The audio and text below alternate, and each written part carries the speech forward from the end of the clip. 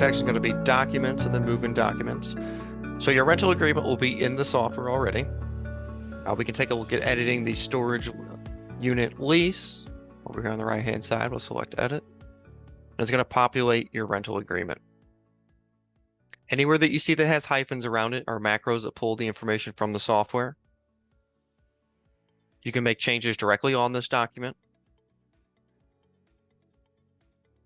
Over here on the left-hand side, you'll notice all these different options. These are all macros that can pull from the software. So as you can see, wherever you have your cursor in the document, as long as you find what the information you're looking for, if you just double click, it's going to insert that into the document. As with anything, if you're finished making edits, make sure you select save at the bottom. Invoice receipts, the next section. This is the layout of these particular documents. So we'll take a look at the invoice. We'll hit edit. And in this document, you'll notice all the available information that can be edited.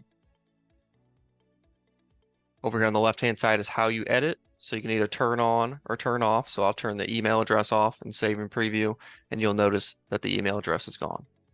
So it lets you change the actual verbiage.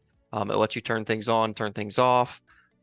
If you do not charge deposits, they simply don't populate on the invoice for that person. And you'll notice a payment link, which is going to be down here in the payment link section. So when this is turned on, it'll say click here to pay. Then you'll notice there's a hyperlink that shows up on your invoice that'll go to the website that is in your company profile. So your tenants can just click on this and it'll take it right to the website to make payments. Notification templates. The software comes with a bunch of different templates. You will receive a PDF that will tell you which ones are either automated by the software or just used more often. A common example that is usually shown would just be based off of your move-in confirmation. This is an email template that goes out to anyone that rents online. So I'm going to click on edit, and you'll see the layout of the document. So template name, the subject line of the email. So the subject line of the email maybe be Tyler's storage rental confirmation, or your facility name rental confirmation. And then you come down into the actual document here. It has their username and password for their tenant portal, but you'll notice nowhere in this does it actually say what that's for. So I always add some verbiage in here.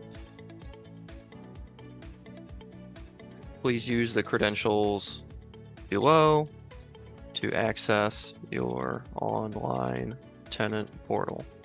This will allow you to update billing information,